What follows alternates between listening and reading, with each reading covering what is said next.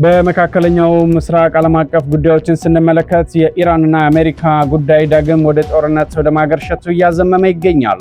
ከሰሞኑ ድርድር ላይ የነበሩት ሁለቱ ሀገሮች መስማማት ተስኗቸው ወደ ጦርነት ማገርሸቱ ተዘዋውረዋል።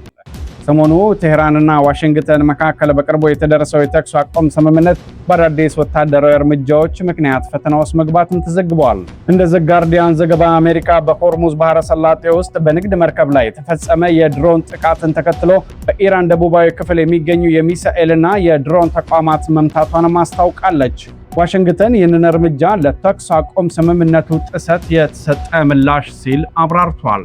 በሌላ በኩል ኢራን አሜሪካ የፈጸመችውን ድብደባ ዓለም አቀፍ ሕግን የሚጻረር ነው በማለት ከአሜሪካ ጋር የተገናኙ ኢላማዎችን መምታቷን ገልጻለች።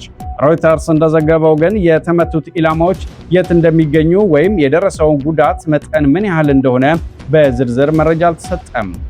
በዚህ መሃል አሜሪካና ኢራን በፓኪስታንና ኳታር አማካኝነት ወደ ተኩስ አቁም ስምምነት መድረሳቸው ቢነገርም በኢራን የኒኩለር ፕሮግራም ዓለም አቀፍ ቁጥጥርና እንዳይንቀሳቀሱ በታገዱ የኢራን ንብረቶች ዙሪያ ያሉ ልዩነቶች አሁንም መፍትሄ እንዳላገኙ ኢንቨስቲጌት.com ዘግቧል።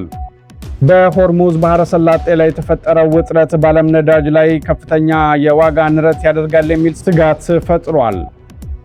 እያንዳንዱ የንግድ መርከቦች ጉዟቸው ማቆም ወይም መቀየር መጀመራቸውን ዘ ዎል ስትሪት ጆርናል አመልክቷል።